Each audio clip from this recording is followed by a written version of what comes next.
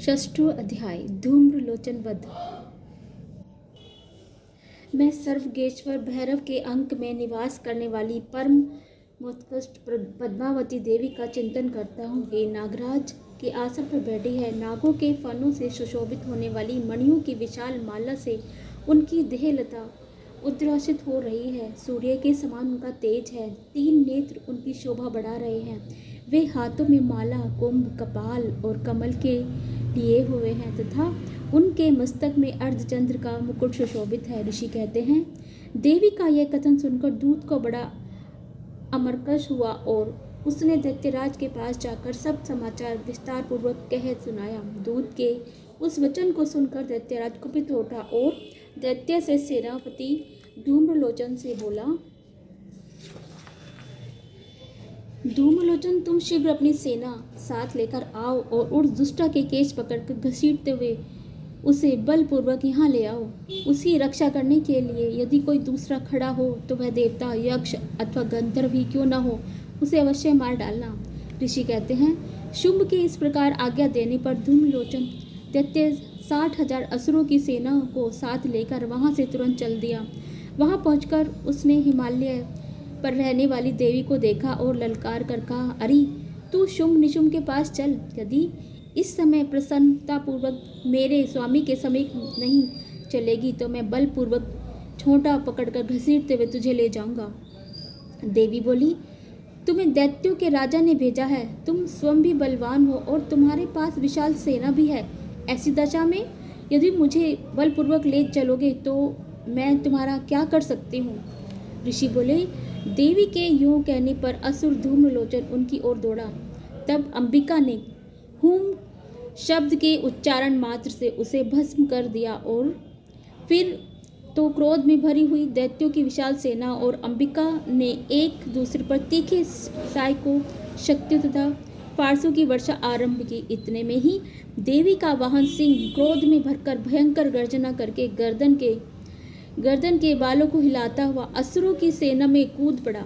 उसने कुछ दैत्यों को पंजों की मार से, कितनों को अपने जबड़ों से और कितनों को ही महादैत्यों को फाटक कर ओड़ की दाढ़ों में घायल करके मार डाला। उस सिंह ने अपने नखों से कितनों के पेट फाड़ डाले और थप्पड़ मारकर कितनों के सिर धड़ से अलग कर दिए। कितनों की भुजाएं और मस्तक काट डाले तथा अपनी गर्दन के बाल हिलाते हुए उसने दूसरे के दैत्यों के पेट फाड़कर उनका रक्त चूस लिया। अनंत क्रोध से भरे हुए देवी के वाहन उस महाबली सिंह ने क्षण में ही असुरों की सारी सेना का संहार कर डाला। शुंभ ने जब सुना कि देवी ने धूम्रलोचन असुर को मार डाला तथा उसके सिंह ने सारी सेना का सफाया कर डाला, तब उस दैत्यराज को बड़ा क्रोध हुआ। उसका ओठ कांपने लगे। उसने चंड और मुंड नाम 2 दैत्यों को आज्ञा दी, हे चंड और हे मुंड, तुम लोग बहुत बड़ी सेना लेकर वहां जाओ। उस देवी के झांटे पकड़कर तथा उसे बांधकर शीघ्र यहाँ ले आओ। यदि इस प्रकार उसको लाने में संदेह हो तो युद्ध में सब प्रकार के अस्त्र शस्त्रों तथा समस्त आसुरी सेनाओं का प्रयोग करके उसकी हत्या कर डालना। उस दुष्ट की हत्या होने तथा सिंह के भी मारे जाने पर उस अंबिका को बांधकर साथ ले शीघ्र ही लौट आना। इस प्रकार मार्कंडेय जी पुराण में सर्वमाणिक मन्वंतर की कथा के अंतर्गत देवी महात्म्य में धूम्रलोचन वध नामक 6वां अध्याय पूरा हुआ। जय माता दी। 7वां अध्याय चंड और मुंड का वध। मैं मातंगी देवी का ध्यान करता हूँ। हे रत्न, में सिंहासन पर बैठकर पढ़ते हुए तोते का मधुर शब्द सुन रही है। उनके शरीर का वर्ण श्याम है। वे अपना एक पैर कमल पर रखे हुए हैं और मस्तक पर अर्धचंद्र धारण करती हैं तथा कुहार पुष्पों की माला धारण किए वीणा बजाती हैं। उनके अंग में कसी हुई चोली शोभा पा रही है। वे लाल रंग की साड़ी पहने, हाथ में शंख में पात्र लिए हुए, उनके बदन पर मधु का हल्का हल्का प्रभाव जान पड़ता है और ललाट में बिंदु शोभा दे रही है।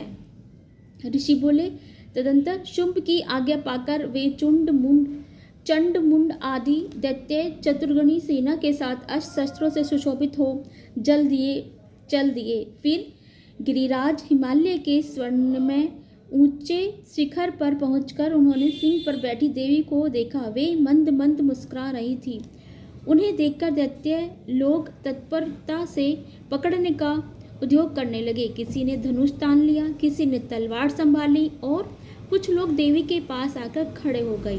तब अंबिका ने उस शत्रु के प्रति बड़ा क्रोध किया। उस समय क्रोध के कारण उनका मुख लाल पड़ गया, ललाट में भौहें टेढ़ी हो गई और वहां से तुरंत विकराल मुखी काली प्रकट हुई, जो तलवार और पाश लिए हुए थी। वे विचित्र खटवांग धारण किए हुए और चीते के चर्म की साड़ी पहने नरमुंडों की माला से विभूषित थी। उनके शरीर का मांस सूख गया था, केवल हड्डियों का ढांचा था, जिससे वे अत्यंत भयंकर जान पड़ती थी। उनका मुख बहुत विशाल था, जीभ लपलपाने के कारण वे और भी डरावनी प्रतीत होती थी। उनकी आंखें भीतर को धसी हुई और बहुत लाल थी। वे अपनी भयंकर गर्जना से संपूर्ण दिशाओं को गुंजा कर रही थी।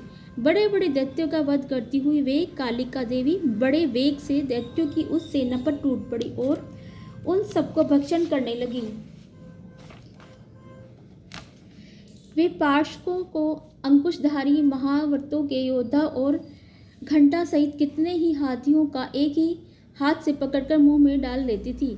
इसी प्रकार घोड़े, रथ, सारथियों के साथ रथी सैनिकों को मुंह में डालकर वे उन्हें बड़े भयानक रूप से चबा रही थी।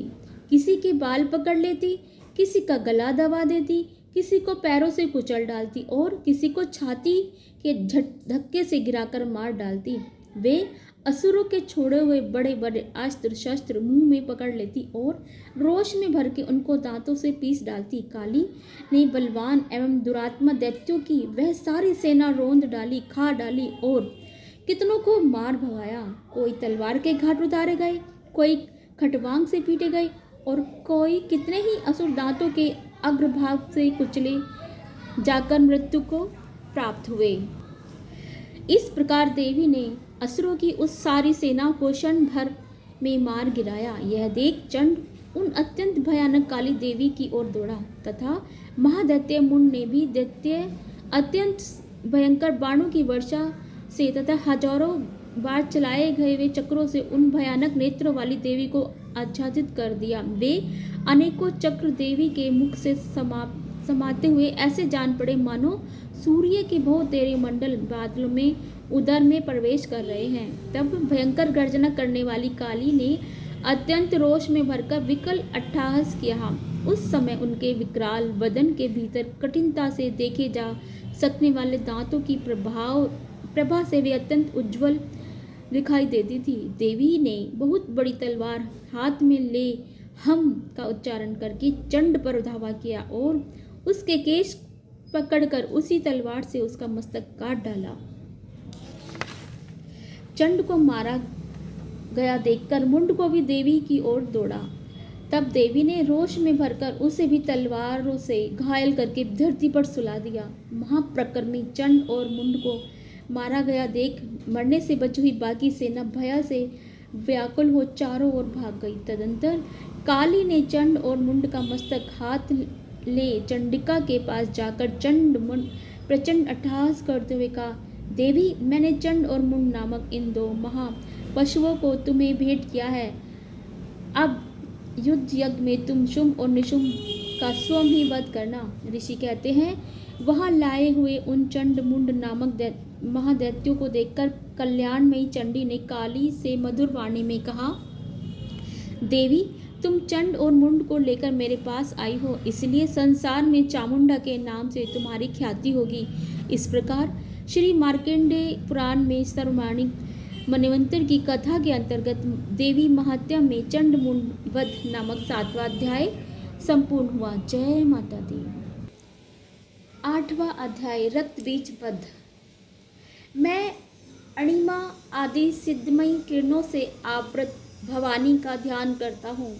उनके शरीर का रंग लाल है, नेत्रों में करुणा लहरा रही है तथा हाथों में पाश, अंकुश, बाण और धनुष शोभा पाते हैं।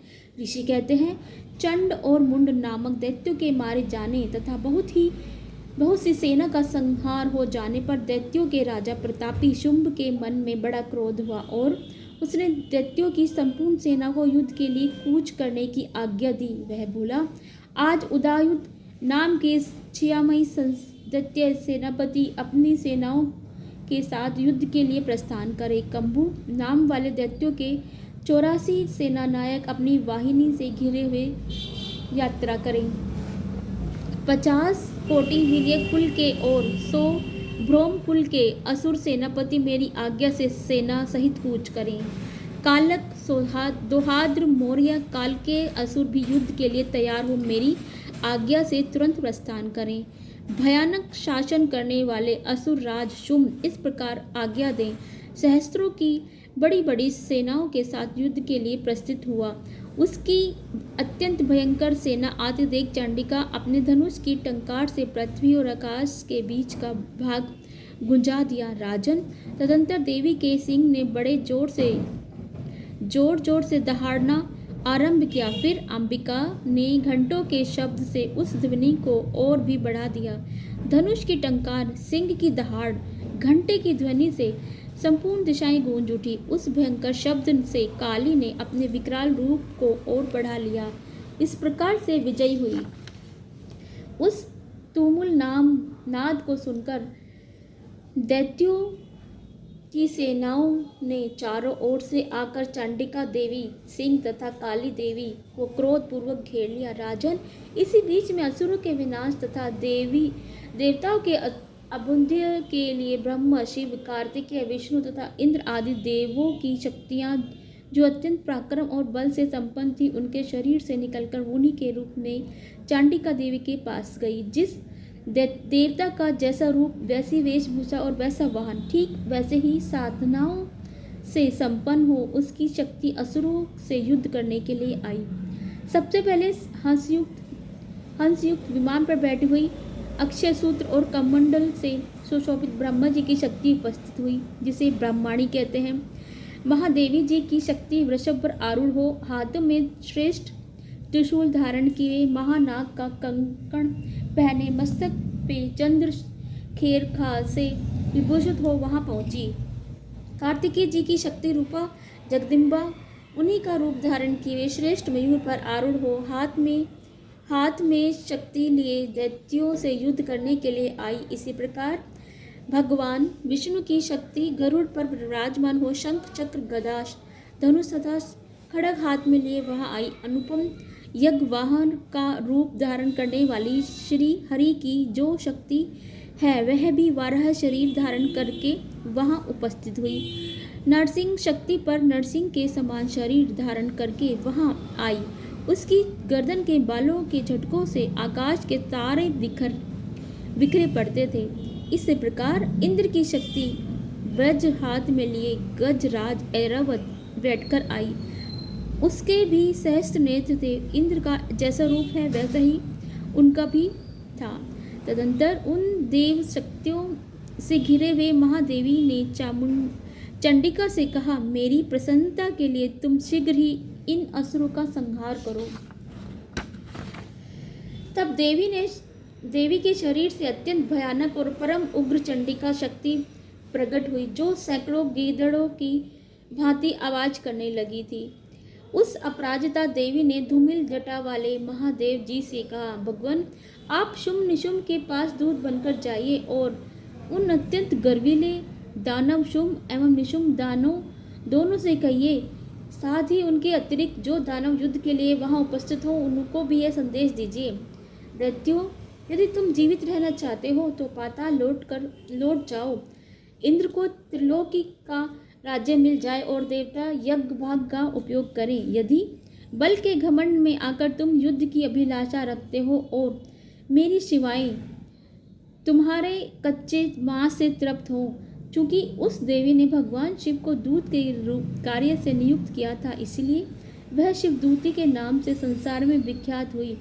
वे महादैत्य भी भगवान शिव के मुंह से देवी के वचन सुनकर क्रोध से भर गए और जहाँ कात्यायनी विराजमान थी उस ओर बढ़े। तदंतर वे दैत्य अमरस में भरकर पहले ही देवी के ऊपर बाण शक्ति और सृष्टि और अस्त्रों की वृष्टि करने लगे।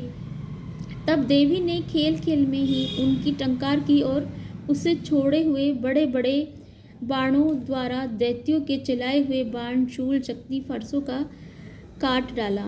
फिर काली उनके आगे होकर शत्रुओं को शूल के प्रहार से विदीर्ण करने लगी और खटवांग से उनका कचूमर निकालती हुई रणभूमि में विचरने लगी। ब्राह्मणी जिस जिस ओर दौड़ती उसी और उसकी कमंडलों का जल छिड़ककर शत्रुओं के ओज और पराक्रम को नष्ट कर देती थी। महेश्वरी ने त्रिशूल से तथा वैष्णवी ने चक्र से और अत्यंत क्रोध में भरी हुई कुमार कार्तिकेय की शक्ति ने शक्ति को दैत्य का संहार आरंभ किया। इंद्र शक्ति के वज्र प्रहार से विदीर्ण हो दैत्य सैकड़ों दैत्य दानव रक्त की धारा बहते हुए पृथ्वी पर सो गई। वाराही शक्ति ने कितनों को अपनी थुथुन की मार से नष्ट किया। दाढ़ों के अग्रभाग से कितनों की छाती भेद डाली और कितने ही दैत्य उसके चक्र को चोट से विदीर्ण होकर गिर पड़े। नारसिंह भी दूसरे महादैत्यों अपने नखों से विदीर्ण करके खाती और सिंहनाद से दिशाओं तथा आकाश को गूंजाती हुई युद्ध क्षेत्र में विचरने लगी।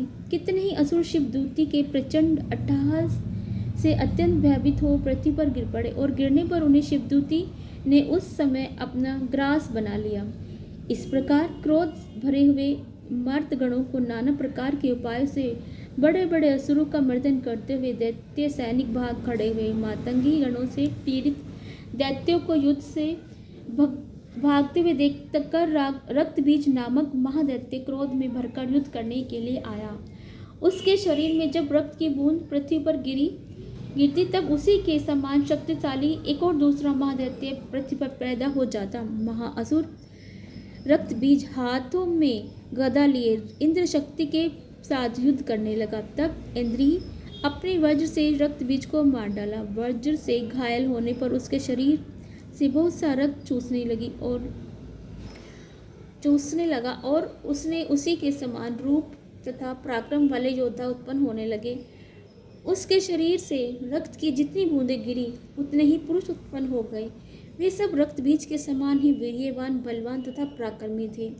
वे रक्त से उत्पन्न होने वाले पुरुष भी अत्यंत भयंकर अस्त्र शस्त्रों का प्रहार करते हुए वहां मार्तगणों के साथ घोर युद्ध करने लगे। पुनः वज्र के प्रहार से जब उसका मस्तक घायल हुआ तब रक्त बहने लगा और उससे हजारों पुरुष उत्पन्न हो गए। वैष्णवी ने युद्ध में रक्त बीज पर चक्र का प्रहार किया तथा इंद्र ने उस दैत्य सेनापति को गदा से चोट पहुंचाई।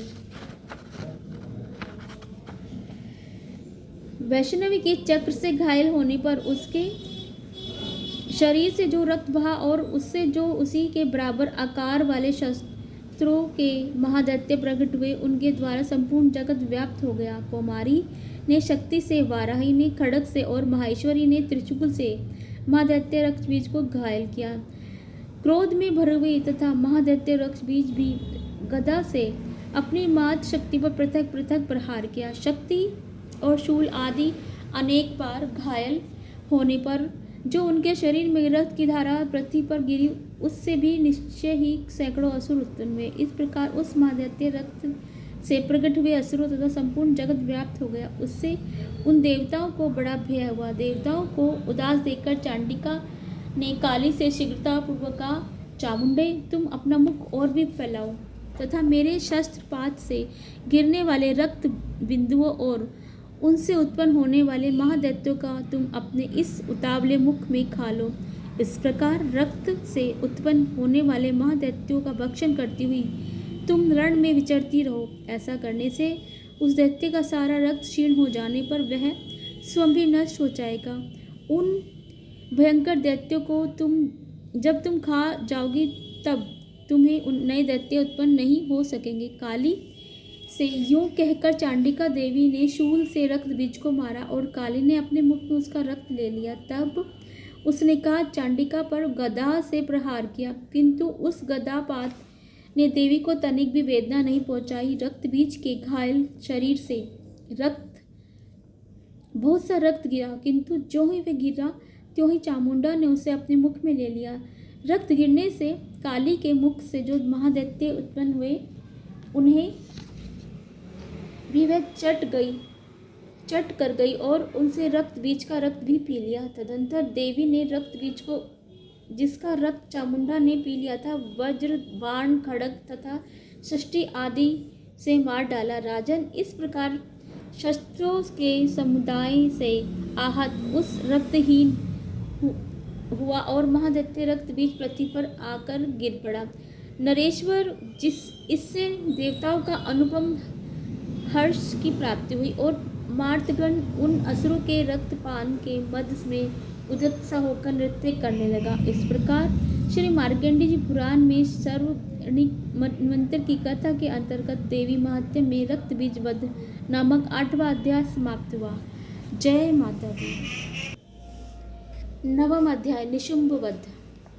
मैं अर्धनारीश्वर के श्री विग्रह की निरंतर शरण लेता हूँ। उसका वर्ण बंदूक पुष्प और स्वर्ण के समान रक्त पीताम्बरी मिश्रित है। वह अपनी भुजाओं में सुंदर अक्षमाला, पाश, अंकुश और वरद मुद्रा धारण करता है। अर्धचंद्र उनका आभूषण है तथा वह 3 नेत्रों से सुशोभित है।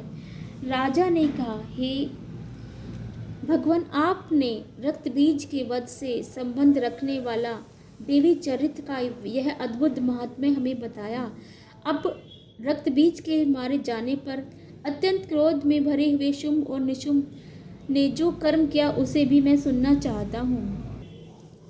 ऋषि कहते हैं, राजन, युद्ध में रक्त बीज तथा अन्य दैत्यों के मारे जाने पर शुंभ और निशुंभ के क्रोध की सीमा न रही। अपनी विशाल सेना इस प्रकार मारी जाती देख शुंभ निशुंभ अमरस में भरकर देवी की ओर दौड़ा। उसके साथ असुरों की प्रधान सेना थी।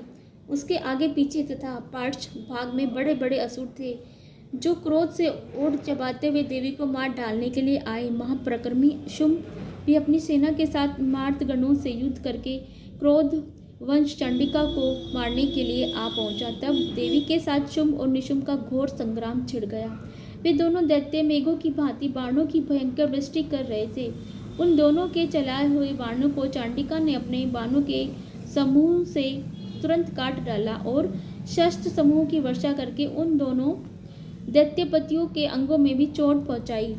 शुंभ ने तीखी तलवार और चमकती हुई ढाल लेकर देवी के श्रेष्ठ वाहन सिंह के मस्तक पर प्रहार किया।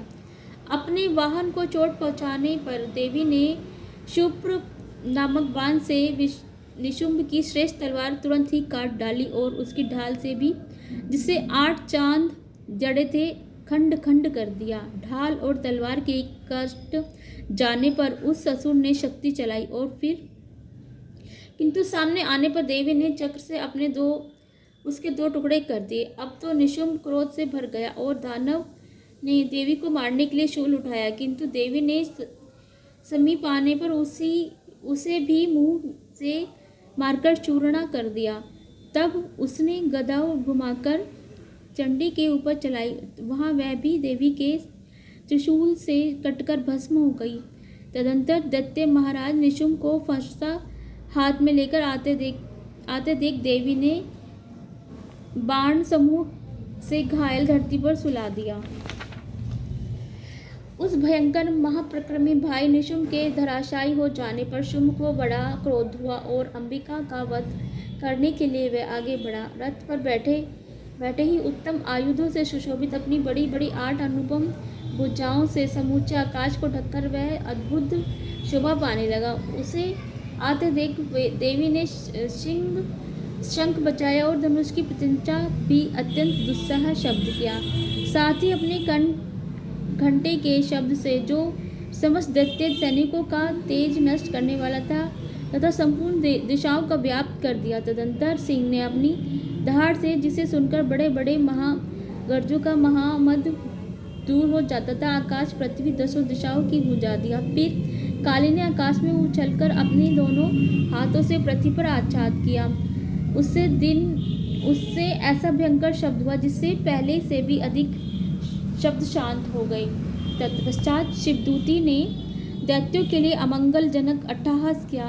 इन शब्दों को सुनकर समस्त असुर थर्रा गए, किंतु शुंभ को बड़ा क्रोध हुआ।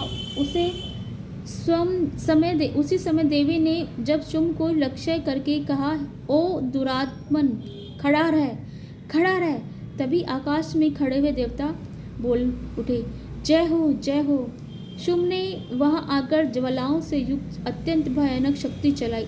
अग्नि में पर्वत के समान आती हुई उस शक्ति को देवी ने बड़े भारी लूके से दूर हटा दिया। उस समय शुंभ के सिंहनाद से तीनों लोक गूंज उठे। राजन, उसकी प्रतिध्वनि से वज्रपात के समान भयंकर शब्द हुआ, जिसने अन्य सब शब्दों को जीत लिया। शुंभ के चलाए हुए बाणों के देवी ने और देवी के चलाए हुए बाणों के शुंभ ने अपने भयंकर बाणों द्वारा सैकड़ों और हजारों टुकड़ों कर दिए। तब क्रोध में भरी हुई चंडिका ने शुंभ को शूल से मारा और उसके आघात से मूर्छित हो गया पृथ्वी पर गिर पड़ा। इतने में ही शुंभ को चेतना हुई और उसने धनुष हाथ में लेकर बाणों द्वारा देवी काली तथा सिंह को घायल कर डाला। फिर दैत्यराज ने 10,000 बाहें बनाकर चक्रों के प्रहार से चंडिका को आच्छादित कर दिया।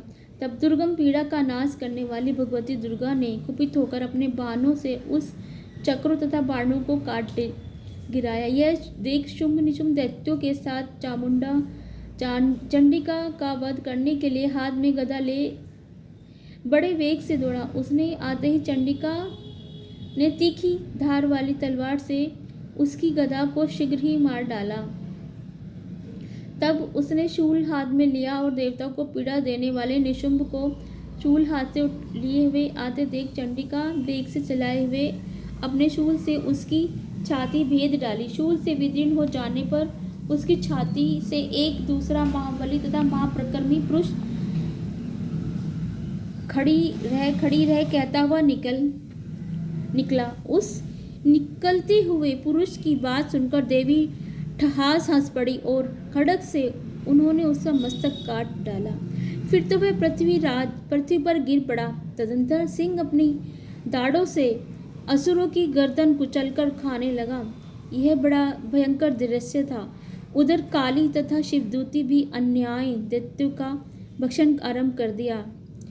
कौमारी की शक्ति से विदीर्ण होकर कितनों की महादैत्य नष्ट हो गए। ब्राह्मणी के मंत्रपूत जल से निस्तेज होकर कितने ही भाग खड़े हुए। कितनों की दैत्य महाश्वरी के त्रिशूल से छिन्न भिन्न हो धराशायी हो गई। वाराही के थुतुन के आघात से कितनों का पृथ्वी पर कुचूमर निकल गया।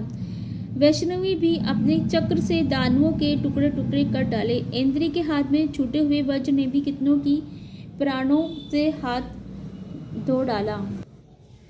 कुछ असुर नष्ट हो गए, कुछ उस महायुद्ध से भाग गए तथा कितने ही काली शिवज्योति तथा सिंह के ग्रास बन गए। इस प्रकार श्री मार्कंडेय पुराण में सर्वाणिक मनवंतर की कथा के अंतर्गत देवी महात्म्य में शुंभ वध नामक नवाध्याय संपूर्ण हुआ।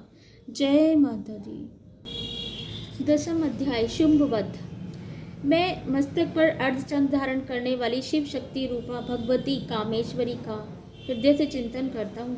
वे तपाए हुए स्वर्ण के समान सुंदर हैं। सूर्य, चंद्रमा और अग्नि ये ही 3 उनके नेत्र हैं तथा वे अपने मनोहर हाथों में धनुष, बाण, अंकुश, पाश, शूल धारण किए हुए हैं।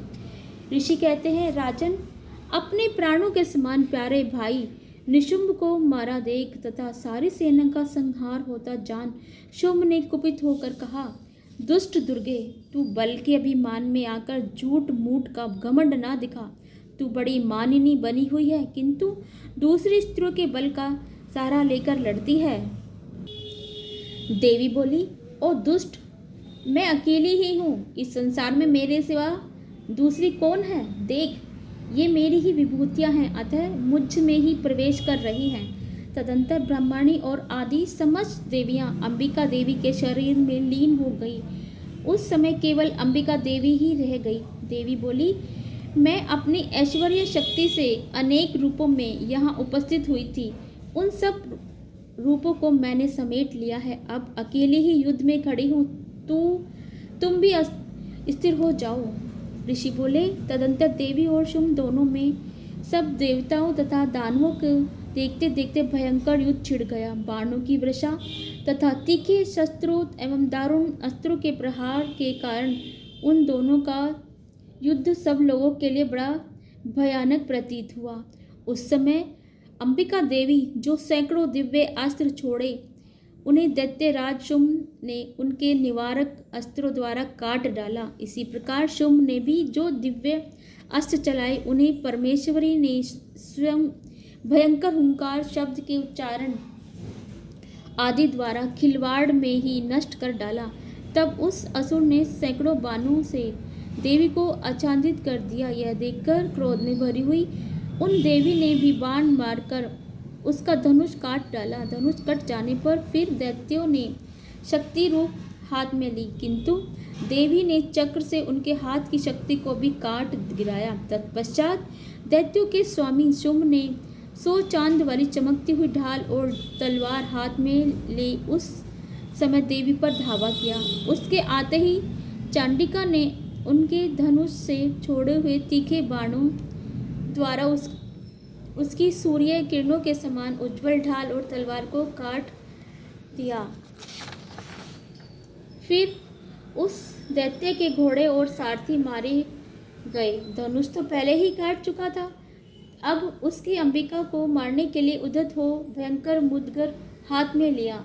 उसे आते देख देवी अपने तीक्ष्ण बाणों से उसका मुदगर भी काट डाला। तिस पर भी वह असुर मुक्का तानकर बड़े वेग से देवी की ओर झपटा। उस दैत्यराज ने देवी की छाती में मुक्का मारा, तब देवी भी उनकी छाती में एक चांटा जड़ दिया। देवी का थप्पड़ खाकर दैत्यराज शुभ पृथ्वी पर गिर पड़ा, किंतु पुनः सहसा पूर्वत उठकर खड़ा हो गया। फिर वह उछला और देवी को ऊपर ले जाकर आकाश में खड़ा हो गया। तब चांडिका आकाश में भी बिना किसी आधार के ही शुंभ के साथ युद्ध करने लगी। उस समय दैत्य और चंडिका का आकाश में एक दूसरे से लड़ने लगे। उनका यह युद्ध पहले सिद्ध और मुनियों को विस्मय में डालने वाला हुआ। फिर अंबिका ने शुंभ के साथ कुछ देर तक युद्ध करने के पश्चात उसे उठाकर घुमाया और पृथ्वी पर पटक दिया। पटके जाने पर पृथ्वी पर आने के बाद वह दुष्ट आत्मा दैत्य पुनः चंडिका का वध करने के लिए उनकी ओर दौड़ा और बड़े वेग से दौड़ा। तब समस्त दैत्यों के राजा शुंभ को अपनी ओर आते देख देवी ने त्रिशूल से उनकी छाती भेदकर उसे पृथ्वी पर गिरा दिया। देवी के शूल की धार से घायल होने पर उनके प्राण पखेरु उड़ गए और दोनों द्वीपों तथा पर्वत सहित समूची पृथ्वी को कपाता हुआ भूमि पर गिरा पड़ा। तदंतर उस दुरात्मा के मारे जाने पर संपूर्ण जगत प्रसन्न हुए पूर्ण स्वस्थ हो गया तथा आकाश स्वच्छ दिखाई देने लगा। पहले जो उत्पात सूचक वेग और उल्कापात होते थे वे सब शांत हो गए तथा उस दैत्य के मारे जाने पर नदियां भी ठीक से मार्ग से बहने लगी। उस समय शुंभ की मृत्यु के बाद संपूर्ण देवताओं का हृदय हर्ष से भर गया और गंधर्व गण मधुर गीत गाने लगे। दूसरे गंधर्व बजाने लगे और अप्सराएं नाचने लगी। पवित्र वायु बहने लगी। सूर्य की प्रभा उत्तम हो गई। अग्निशाला की बुझी हुई आग अपने आप प्रज्वलित हो उठी तथा संपूर्ण दिशाओं के भयंकर युद्ध शांत हो गए।